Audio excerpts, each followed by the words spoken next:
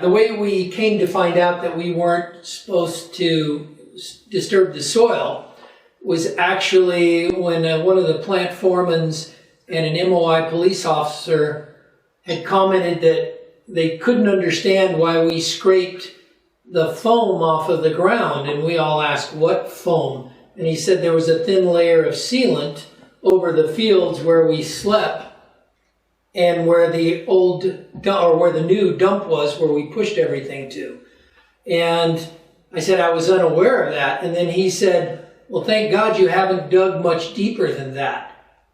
And I immediately recalled that we had dug 3-foot deep volleyball pits in the area he was speaking of.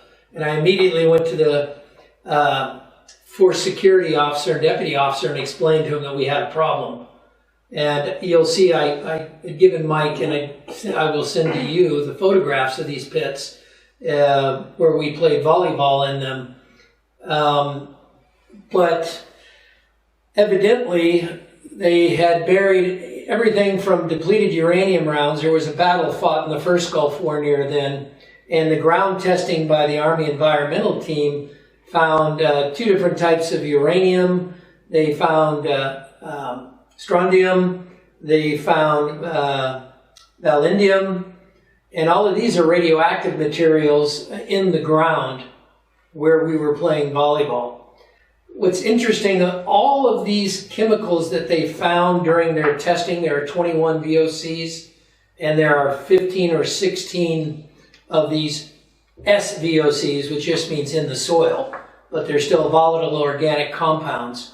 All of them attack the same organs, which are your eyes, your skin, your upper airway and lower airway, to include sinuses, throat, voice box. Overall, the dermis, we had huge amounts of rashes on people, especially those who played volleyball and were often jogging about, kicking up dust. But the target organs were the lungs with cancer, leukemia, kidney and liver disease and cancers from all of these chemicals that were found there. Those seem to be the target organs.